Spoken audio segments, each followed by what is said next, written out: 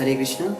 तो जैसा कि हम अभी रामायण पढ़ रहे हैं डेली वाल्मीकि जी की, और ये इस्कॉन वाली रामायण है, तो ये बिल्कुल ऑथेंटिक है।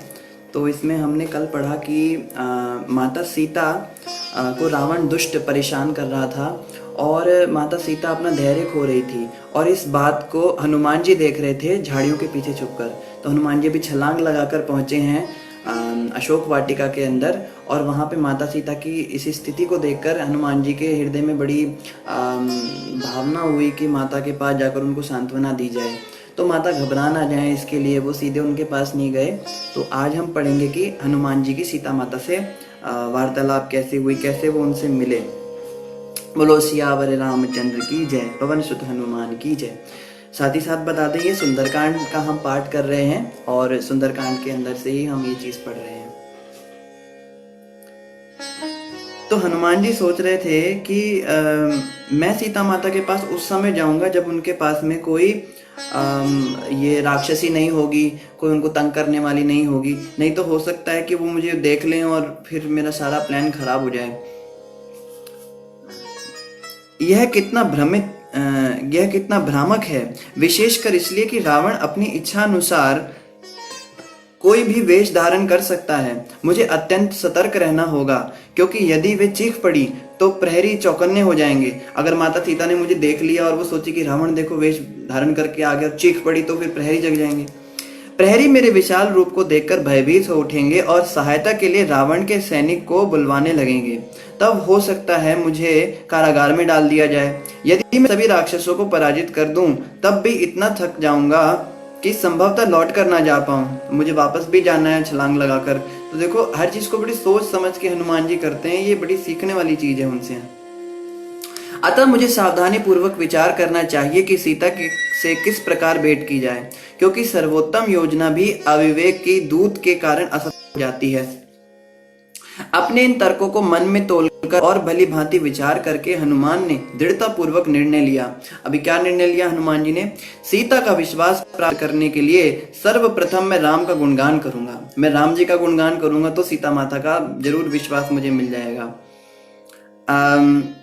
और तब मैं उन्हें राम का संदेश सुनाऊंगा। उस विशाल अशोक वृक्ष की शाखाओं पर बैठे बैठे ही हनुमान जी गाने लगे। इक्ष्वाकु वंश की संतति, राजा दशरथ नाम था उनका, न्यायपरायण तथा पराक्रमी थे, ओजस्वी अयोध्या के शासक। 4 पुत्र हुए बलशाली, था राम से स्नेह अपार, शक्ति जिनकी है अनंत, श्री विष्णु के मानव अवतार। कैकेयी को वरदान मिला, राम चले वन को, सीता और लक्ष्मण सहित शीश धरे पितृ वचन को। किया राम ने असुरों का अंत, जिनसे थे आतंकित सारे ऋषिगण। मृग रूप धरे मारीच संग, हर ले गया सीता को दुष्ट रावण। सीता की खोज करते हुए सुग्रीव मिले राम को, दक्षिण दिशा की ओर में भेजा मुझ हनुमान को। मैंने पार किए अनेक पर्वत, फिर लांगा एक महासागर, खोज खोज कर अंततः सफल हुआ यहाँ आकर।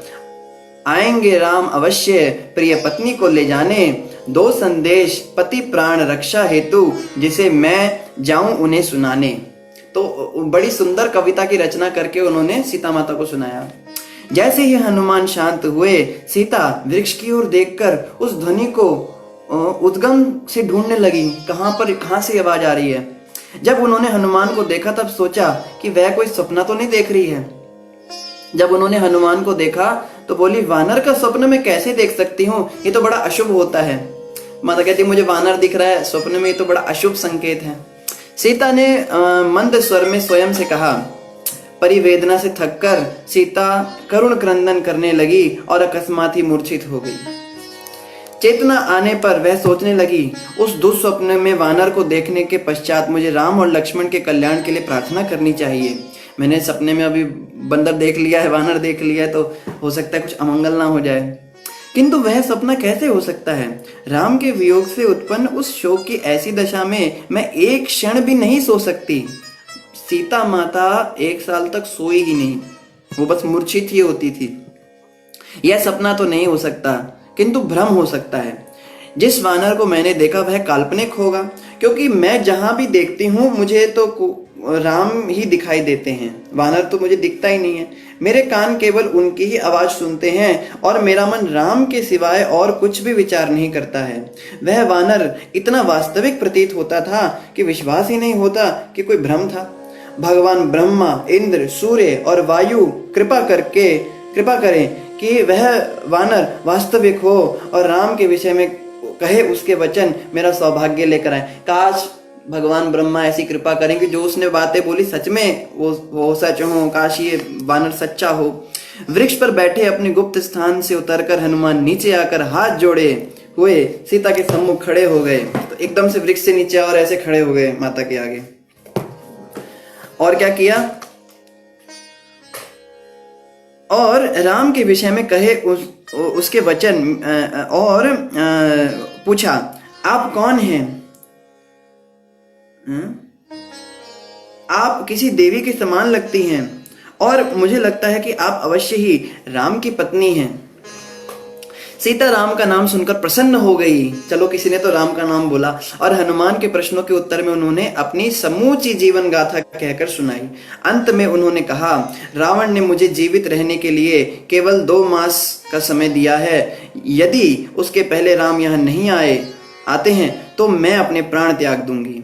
रावण के हाथों नहीं मरूंगी, मैं पहले ही मर जाऊंगी। उनका विश्वास प्राप्त करके हनुमान ने कहा, मैं राम का दूत हूं और आपको विश्वास दिलाता हूं कि वे कुशल हैं।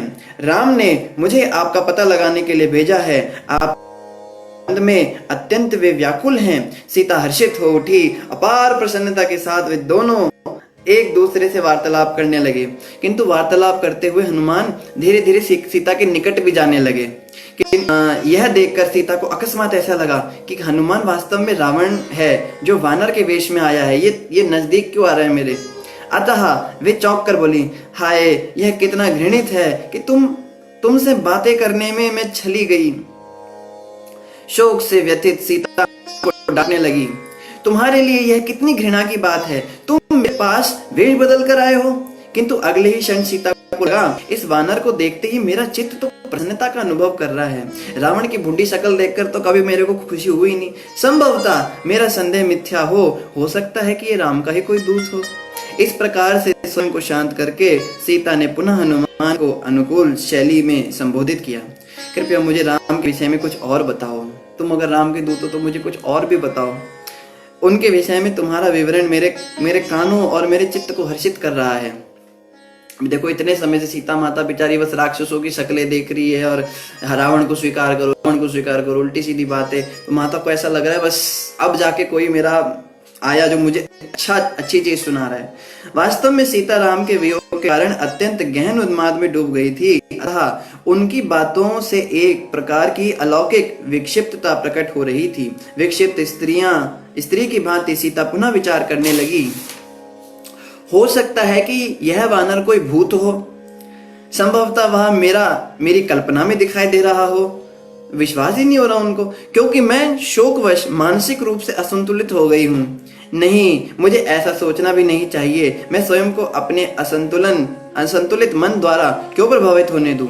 वानर की बातों से ऐसा लगता है कि वह वानर यहाँ राम की सेवा हेतु आया है। तथापि ऐसा विश्वास मैं कैसे कर लूं कि एक वानर सागर लांघकर लंका आ सकता है?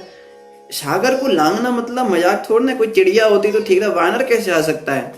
यह रावण ही होगा जो यहाँ वेश बदल कर आया है। पिछली बार भी इसने वेश बदला था, ऋषि बन के आया था, भिक्षाम दी, तब भी मैं ठगी गई थी।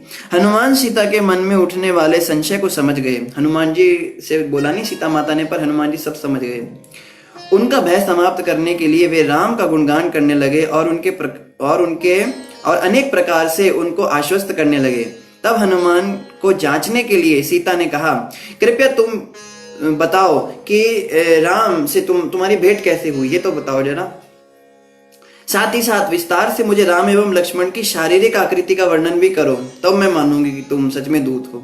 हनुमान बताने लगे, हे वैदेही, राम की आंखें कमल के समान हैं, उनके कंधे चौड़े, भुजाएं बलशाली और उनकी गर्दन शंख के आकार वाली है। उनके नेत्र ताम्रवर्णी हैं, ताम्रवर्णी मतलब तांबे के रंग के हैं, कॉपर कलर के हैं, और उनका स्वर नगाड़े की ध्वनि के समान गंभीर है।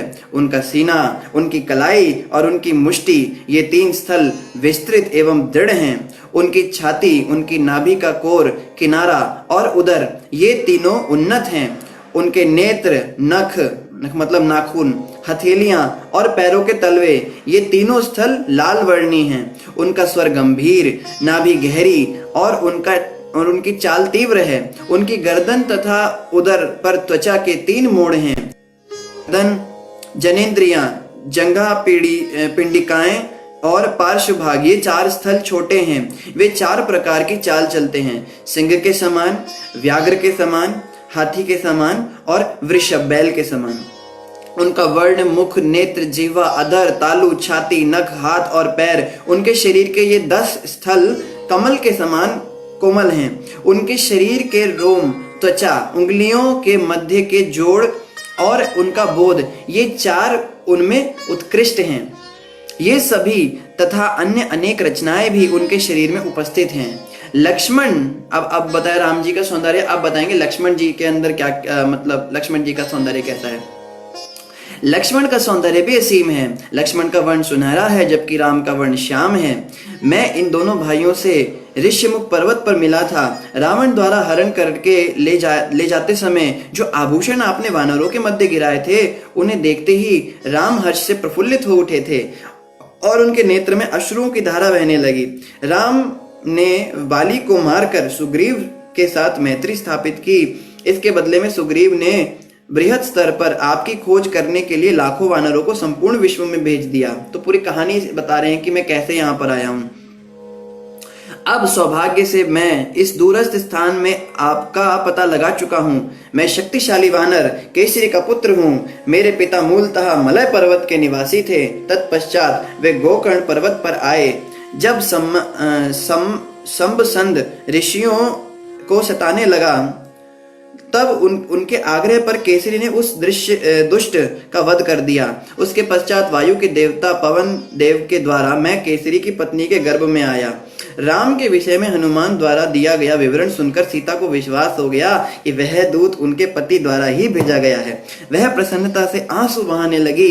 इसी समय हनुमान ने सीता को राम की अंगूठी दे दी। अब कहानी तो बताई, गिफ्ट भी दे दिया। देखिए राम जी की अंगूठी, ओहो हो, उसे पहचान कर और भीतर की ओर अपने प्रियतम का नाम अंकित देखकर सीता हर्ष से इस प्रकार खिल उठी मानो वे स्वयं राम के आगमन का अनुभव कर रही हूँ, मानो राम जी चलकर आ गए उनके पास। उन्होंने कहा, हे हनुमान, इस भेंट के लिए मैं सदैव तुम्हारी ऋणी रहूंगी।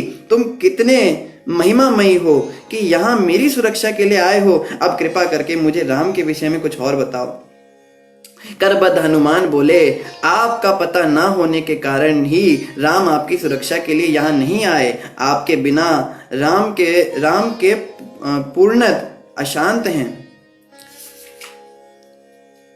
जैसे ही मैं लौटकर आपके यहाँ उपस्थित होने की सूचना राम को दूंगा, वे शीघ्र ही रावण का वध करने के लिए निकल पड़ेंगे। आप चिंता मत कीजिए, राम जी आएंगे। तब सीता ने निवेदन किया, तुम राम को परिस्थिति की गंभीरता के विषय में सूचना करना, क्योंकि 2 मास पश्चात रावण मेरा वध कर देगा। रावण के अनुज विभीषण ने बार बार रावण से आग्रह किया है कि वह मुझे राम को लौटा दे। उसी प्रकार विभीषण की ज्येष्ठ पुत्री ने भी मुझे सूचना दी कि अबिंध्य नाम के बुद्धिमान वृद्ध मंत्री ने भी रावण को राम के हाथों होने वाले राक्षसों के विनाश की पूर्व चेतावनी दी थी, किंतु रावण ने इन सुझावों को अनसुना कर दिया। तो 2 लोगों ने रावण को बहुत समझाया था। एक तो विभीषण ने समझाया था, दूसरा ये एक मंत्री थे उनके, बुद्धिमान मंत्री, उनका नाम था अबिंध्य ने भी समझाया था। हनुमान ने परामर्श दिया, यदि आप चाहें तो मैं आपको अपनी पीठ पर बैठाकर राम के पास किष्किंधा ले जाऊं। मुझे विश्वास है कि सागर पार करते समय राक्षस मेरा मुकाबला नहीं कर पाएंगे। इस प्रस्ताव को सुनकर सीता हर्षित हुई, तथापि उन्होंने कहा, तुम्हारा यह प्रस्ताव वानर सुलभ है। तुम बिल्कुल वानरों जैसी बातें कर रहे हो। मैं तुम्हारे कंधे पे बैठ के थोड़ा ना जाऊंगी। इतने लघु शरीर वाला प्राणी मुझे लेकर सागर पार कैसे करेगा? ये सोच भी कैसे सकता है?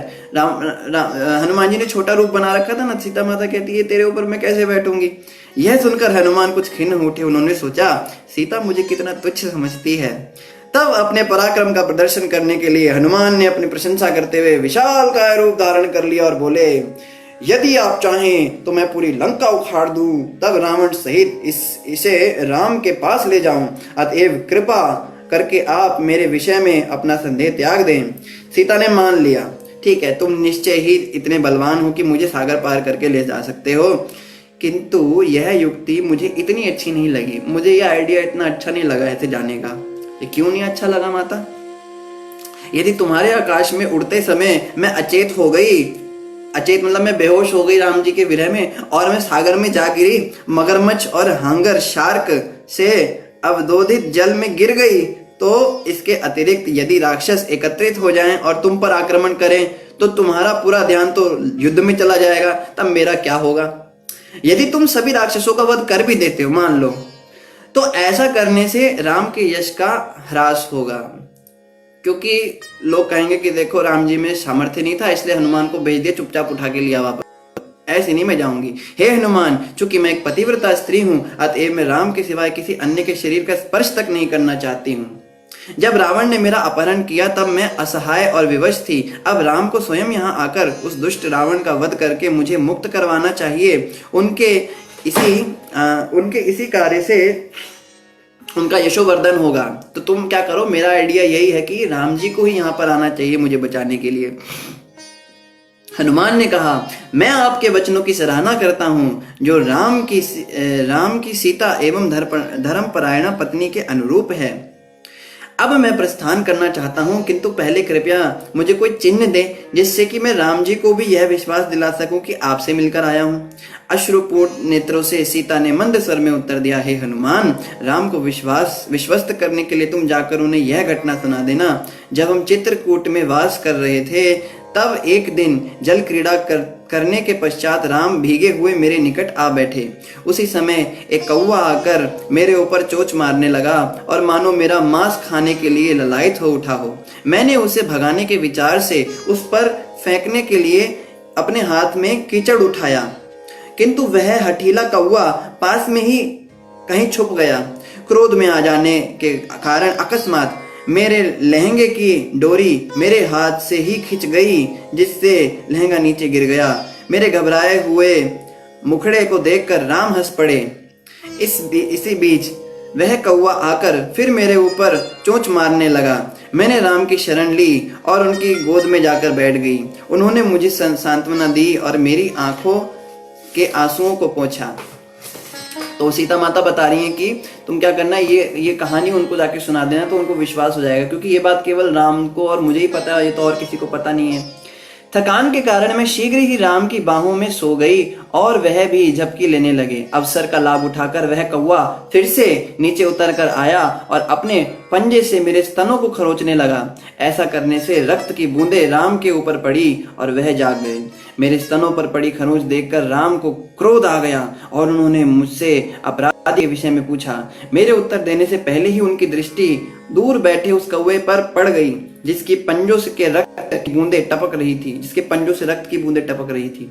क्रोध में आकर राम ने अपने आसन से कुश घास का एक तिनका उठाया और उसे ब्रह्मास्त्र की शक्ति से अभिमंत्रित किया।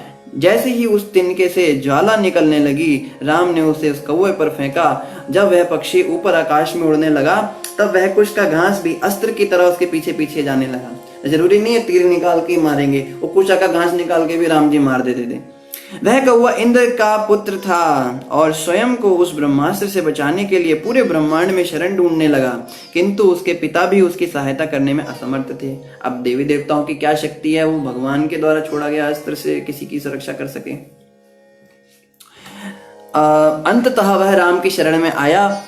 दयावश राम ने उस मुरझाए हुए तथा थके हुए पक्षी को क्षमा किया। देखो राम जी कितने क्षमाशील हैं, कोई इसकी कोई मतलब सोच भी नहीं सकता, कितने दयावान हैं भगवान राम जी। हम लोग कहाँ संसार में फंसे, हमें राम जी की शरण लेनी चाहिए। अंततः किंतु उन्होंने कहा, यह ब्रह्मास्त्र निष्फल नहीं जा सकता, अतः इसे किसी न किसी स्थान पर तो भेजना ही होगा। ऐसा कहते हुए राम ने कौवे की दाईं आंख को ब्रह्मास्त्र का निशाना बनाया। तत्पश्चात इंद्र का पुत्र उन्हें प्रणाम करके चला गया। बेचारे की दाईं आंख फूट गई, काना हो गया वो। राम के संग बीती इस घटना का विवरण देते हुए सीता दुख से व्याकुल हो उठी। तब अश्रुपूर्ण नेत्रों से उन्होंने कहा, हे हनुमान, तब कौवे के समान एक तुच्छ प्राणी के लिए राम ने ब्रह्मास्त्र का उपयोग किया था। इस समय वह रावण पर आक्रमण क्यों नहीं करते? क्या अब राम मुझे प्रेम नहीं करते? अब माता फिर अपने विचारों में डूब गई। पूर्व जन्म में मैंने कोई घृणित पाप कर्म किए होंगे जिसके फल स्वरूप अभी राम द्वारा मेरी उपेक्षा की जा रही है। उदास सीता को उत्साहित करने के विचार से हनुमान ने उन्हें सांत्वना देते हुए कहा, राम को आपके वियोग का अत्यंत दुखद आभास हो रहा है और वे भी दुख के सागर में डूब गए हैं। आप ये मत सोचिए कि उन्होंने छोड़ दिया आपको और वो आनंद ले रहे हैं। अरे वो आपसे ज्यादा दुखी हैं। अब आप कृपया मुझे ऐसी वस्तु दीजिए जिसको उन्हें दे सकूं। कहानी तो मैं सुना दूंगा, पर कुछ चीज भी तो हो मेरे पास। सीता दीर्घ श्वास लेकर बोली, कम से कम अब मुझे अपने मुक्त होने की सच्ची आशा तो हुई। किसी भी प्रकार से राम से यहाँ शीघ्र ही आने का निवेदन करना, क्योंकि अगला मास भी यदि उनके वियोग में व्यतीत करना पड़ा तो मैं निश्चय ही शोक से अपने प्राण त्याग दूंगी। सीता ने वस्त्रों में से एक देदीप्यमान आभूषण निकाल कर दिया, जिसे पहले वह अपने ललाट पर धारण करती थी। उसे हनुमान को देते हुए सीता ने कहा, इस आभूषण को देकर राम 3 व्यक्तियों का स्मरण करेंगे, क्योंकि यह मुझे मेरी माता ने राम को उनके पिता की उपस्थिति में दहेज की भेंट के रूप में दिया था। हे हनुमान, शीघ्र लौट कर जाना और राम से प्रार्थना करना कि वे मुझे इस असहनीय पीड़ा से मुक्त करें। जैसे ही हनुमान सीता की परिक्रमा करके चलने को तैयार हुए, नेत्रों में आंसू भरकर अवरुद्ध कंठ से सीता बोली, कृपया राम को आश्वस्त करना कि वे शीघ्र ही मेरी रक्षा को आएं। हनुमान ने कहा, चिंता ना करें, शीघ्र ही आप यहाँ राम, लक्ष्मण और अनेकों वीर वानरों को देखेंगी जो रावण और राक्षसों का वध करने के लिए आने वाले हैं। सीता फिर याचना करने लगी, एक दिवस और ठहर जाओ। तुम्हारे आ जाने से मुझे थोड़ा असहनीय पीड़ा में कुछ राहत मिली है। बेटा कुछ समय और रह जाओ, मुझे अच्छा लगा। ओहो, मैं अपनी आशाओं को पुनः जागृत क्यों कर रही हूँ। वानर इस विशाल सागर को कैसे लांघ सकेगा? वो कह रही है, पता नहीं मैं भी क्या सोच रही हूँ, बंदर कोई सागर लांघ सकता है? मुझे नहीं लगता कि राम और लक्ष्मण में भी इसका सामर्थ्य है। मतलब राम और लक्ष्मण नहीं सागर लांघ सकते, ये क्या लांघेगा? किंतु केवल गरुड़, वायु या स्वयं तुम यह कर सकते हो। हनुमान, मुझे ज्ञात है कि तुम अकेले ही मेरी रक्षा कर सकते हो, किंतु मेरी तुमसे प्रार्थना है कि तुम राम को इस कारण का उपयोग करने दो, इस अधिकार का उपयोग करने दो। उन्हें ही आकर राक्षसों का वध करके मेरी रक्षा करने दो, क्योंकि इसके लिए उनका सदैव यशोवर्धन होगा। मैं चाहती हूँ उनका यश बढ़े, उनका मान बढ़े। मैं चलो थोड़े समय और परेशान रह लूंगी, कोई बात नहीं, पर मेरे राम के यश में कोई कमी नहीं आनी चाहिए। हनुमान ने कहा, सुग्रीव की सेना में सभी वानर मेरे समतुल्य या मुझसे श्रेष्ठ भी हैं। निश्चय ही वे सब सरलता से लंका पहुंच जाएंगे। मुझ जैसे तुच्छ व्यक्तियों को ही दूत कार्य के लिए भेजा जाता है। देखो हनुमान जी विनम्रता दिखा रहे हैं, तो समय आने पर भक्त अपना पराक्रम भी दिखाते हैं, वो भी जरूरी है, ताकि सामने वाले लोग समझे भैया ये क्या है। और समय आने पर वो भी नम्र भी हो जाते हैं जब उनकी ज्यादा तारीफ होने लगती है। तो हनुमान जी कहते हैं, भैया मेरे से भी बड़े बड़े वहां बैठे हैं, दूत बन के तो छोटा व्यक्ति आता है ना, तो मुझे इसलिए यहाँ भेजा है। आवश्यक हो तो मैं राम और लक्ष्मण को अपनी पीठ पर बैठाकर सागर पार कराऊंगा। सीता ने उत्तर दिया, हे हनुमान, मैं पुनः स्वयं को शीघ्र मुक्त करवाए जाने की प्रार्थना करती हूँ। मैं नहीं जानती कि ऐसी दशा में मैं और कब तक जीवित रह सकूंगी। मैं तुम्हें राम के लिए एक और संदेश देती हूँ। उन्हें उस समय का स्मरण करवाना जब उन्होंने उतरे हुए श्रृंगार के स्थान पर मेरे गलों में लाल खनिज के रंगों से रंगा था। मेरे गले को उन्होंने आभूषण उतार के लाल खनिज से रंग दिया था। जैसे ही हनुमान प्रस्थान के लिए तैयार हुए, सीता ने उन्हें अपनी मुक्ति के शीघ्र करवाए जाने की पुनः स्मरण करवाया। मतलब बार बार माता सीता कह रही है, बस मुझे जल्दी मुक्त करे, जल्दी राम आ जाए, जल्दी मेरी छुट्टी हो यहाँ से, मैं परेशान हो गई इन लोगों के साथ में। तब हनुमान ने विचार किया। देखो हनुमान जी बड़ा विचार, हर बात पे हनुमान जी विचार करते थे। ये मतलब बड़ी सीखने वाली बात है हनुमान जी से। क्या विचार किया हनुमान जी ने? मेरा लक्ष्य तब तक पूर्ण नहीं होगा जब तक कि मैं राक्षसों की वास्तविक शक्ति का परीक्षण ना कर लूं। अतएव मैं पूरी अशोक वाटिका उजाड़ दूंगा, ताकि रावण का क्रोध वर्धन हो। जब वह अपनी सेना को मुझ पर आक्रमण के लिए भेजेगा, तब मैं उनका विनाश करने के पश्चात राम के पास पुनः लौट जाऊंगा। तो देखो हनुमान जी को अशोक वाटिका में नहीं भेजा गया था, उनको तो बस कहा था सीता का पता लगा के आओ कि लंका में है भी या नहीं है, कहाँ पर रह रही, क्या कर रही है। लेकिन हनुमान जी केवल ये काम नहीं करके आए, उन्होंने एक्स्ट्रा भी काम किया। उन्होंने सोचा कि मैं वापस जाऊंगा तो राम जी वापस अटैक करने के लिए आएंगे, तो उनको पता होना चाहिए कि सैन्य शक्ति कितनी है, क्या है इनके पास, क्या नहीं है। तो मैं क्या करता हूँ, उपद्रव मचाता हूँ यहाँ पे। जब मैं उपद्रव मचाऊंगा तो वो सेनाएं भेजेगा लड़ने के लिए, तो मैं देख लूंगा कि इसके पास क्या क्या शक्ति है। हनुमान जी से बड़ा कुछ सीखने को है। उसके पश्चात हनुमान अशोक के वृक्षों को उखाड़ने लगे। उन्होंने जलाशय में उपद्रव मचा दिया और पर्वत के शिखर नष्ट कर दिए। लगभग समूचा उद्यान उजाड़ने के पश्चात वे उद्यान के प्रवेश द्वार पर जाकर खड़े हो गए। पक्षियों एवं पशुओं की चीख तथा हनुमान के उपद्रव से उत्पन्न कोलाहल को सुनकर प्रहरी राक्षसनियां सतर्क हो गई। उद्यान के प्रवेश द्वार पर खड़े विशालकाय हनुमान को देखकर वे भयभीत हो उठी। विशाल रूप बना लिया हनुमान जी ने। उन राक्षसनियों ने सीता को घेर कर पूछा, यह कौन सा प्राणी है? तुम दोनों बातें क्या कर रहे थे? सीता ने अपनी अनभिज्ञता के विषय में उन्हें सूचित करते हुए कहा, वह कोई भयानक राक्षस होगा। ये माता सीता भी देखो कोई भयानक राक्षस होगा, क्योंकि तुम सभी राक्षसनियां हो, अतः तुम्हें ही उसके विषय में ज्ञान होना चाहिए, मुझे नहीं। मैं भी उसके इस भयानक विशालकाय रूप को देखकर भयभीत हूँ। कुछ राक्षसनियां सीता के निकट पहरा देती रही और अन्य रावण को इसकी सूचना देने गई। सम्मान पूर्वक अपने राजा को प्रणाम करके राक्षसनियों ने कहा, एक विशालकाय शक्तिशाली वानर यहाँ आया है। सीता के साथ उसने कुछ वार्तालाप की और समूचा अशोक वाटिका उजाड़ दिया, केवल उस स्थान को छोड़ दिया जहां पर सीता है। जब हमने सीता के से उस विषय में पूछा तो उन्होंने उस विषय में अनभिज्ञता प्रकट कर दी। रावण को तुरंत क्रोधित हो उठा, गुस्सा तो नाक पे बैठा रहता था इसकी। ये कहता है, हनुमान को पकड़कर लाने के लिए 80,000 भयंकर राक्षसों को भेजा जाए। 80,000 भयंकर राक्षस एक हनुमान को पकड़ने के लिए। और सुनिए अभी क्या होगा। जब सेना हनुमान के समक्ष 80,000 भयंकर राक्षसों की सेना हनुमान के समक्ष अपने अस्त्र घुमाते हुए पहुंची, और हाथों में अस्त्र भी है सबके, तब उन्होंने अपने रूप का और अधिक विस्तार कर लिया। हनुमान जी और बड़े हो गए और अपनी पूंछ वेग से हिलाते हुए ऐसी ध्वनि उत्पन्न करने लगे कि पूरी लंका में प्रतिध्वनित होने लगी। तब हनुमान ने ललकारा, मैं राम का सेवक हूं, मैं चाहूं तो सहस्त्रों रावणों का वध कर सकता हूं। जब हनुमान धमकाते हुए इस प्रकार गरजे, तब राक्षस भय के कारण कांप उठे। अरे कौन आ गया ये? तथापि वे चारों ओर से हनुमान पर वार करने लगे।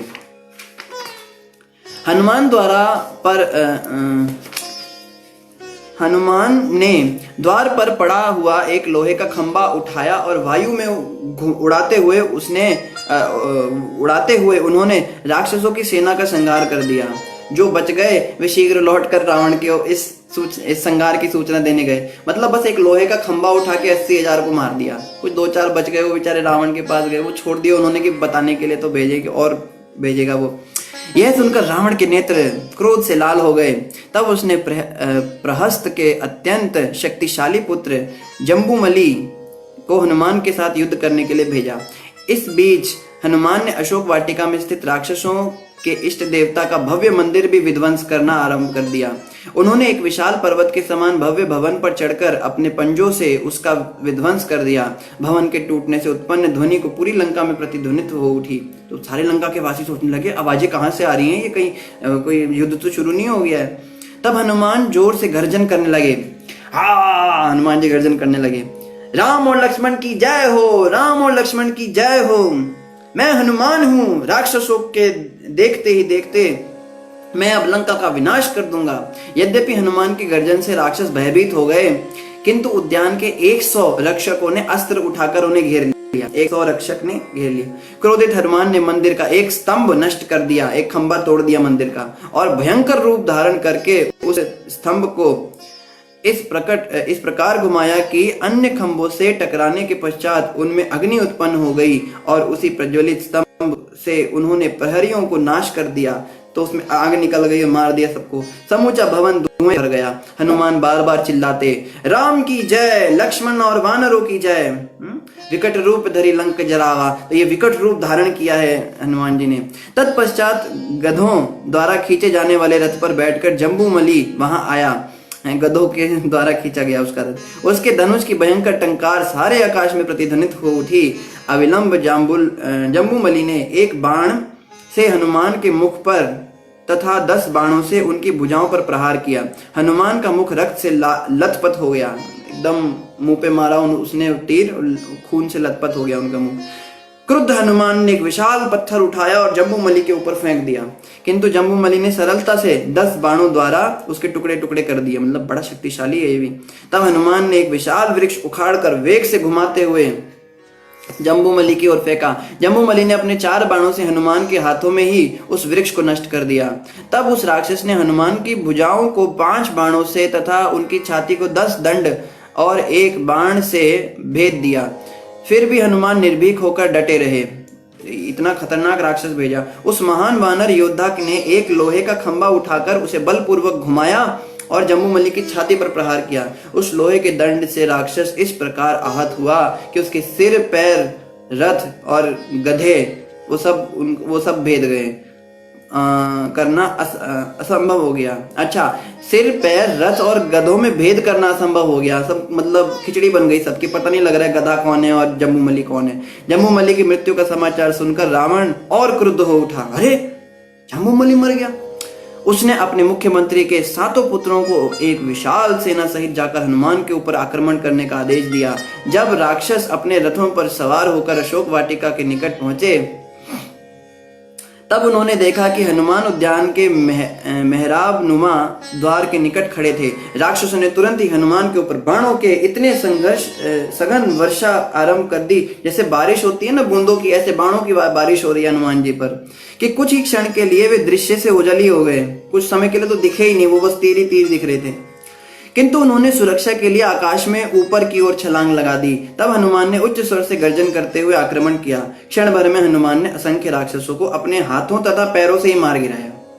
अब देखिए, अन्यों को उन्होंने नाखूनों से चीर दिया, जैसे नरसिंह भगवान चीरते हैं। कुछ तो उनकी छाती एवं जांघों के बीच में कुचले गए। कुछ तो मतलब हाथों में मार रहे थे ना दूसरों को, तो हाथों के बीच में अपने आप ही मर गए। उनका तो पता ही नहीं चला उनको, जैसे मच्छर मर जाते हैं ना। छाती एवं जांघों के नीचे कुचले गए, जबकि अन्य राक्षस उनकी गर्जना से ही भयभीत होकर भूमि पर गिर पड़े। कुछ तो उनकी आवाज सुनकर ही उन्हें हार्ट अटैक आ गया, बेचारों का हार्ट फेल हो गया। मुख्यमंत्री के 7 पुत्रों का वध होने के पश्चात शेष योद्धा भय के कारण पलायन कर गए। हनुमान लौटकर उद्यान के द्वार पर अगले युद्ध की प्रतीक्षा में खड़े हो गए। उन्होंने सोचा अब देखो अब कौन भेजता है। तब रावण ने अपने 5 प्रमुख सेनापतियों को एक विशाल सेना के संग भेजा और कहा, मैं चाहता हूं तुम हनुमान को पकड़ कर ले आओ, क्योंकि वह साधारण मानव नहीं है, मर ही नहीं रहा है वो। अब और लोगों को मरवाने से अच्छा उसको पकड़ के ले आओ, वह अवश्य ही कोई अपार शक्ति वाला प्राणी है। तत्पश्चात राक्षसों की सेना ने चारों ओर से हनुमान पर आक्रमण कर दिया। दुर्धर नाम के सेनापति ने 5 बाण छोड़े जो हनुमान के ललाट में लगे।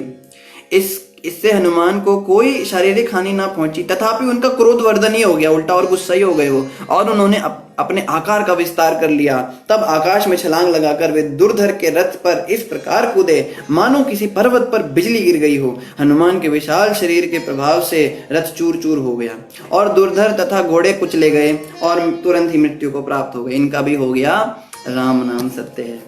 तो आगे हम पढ़ेंगे फिर हनुमान जी ने और क्या क्या युद्ध किया। अभी हम सुंदरकांड पे ही चर्चा कर रहे हैं, तो काफी लंबा सुंदरकांड है, तो इसके बड़े फल भी बताएं। सुंदरकांड को सुनने के बड़े हमें फल भी मिलते हैं। हनुमान जी की प्रोटेक्शन मिलती है। भक्ति के अंदर भक्तों की कृपा बहुत जरूरी है, और हनुमान जी से बड़ा राम भक्त कौन हुआ होगा। आप सभी का धन्यवाद।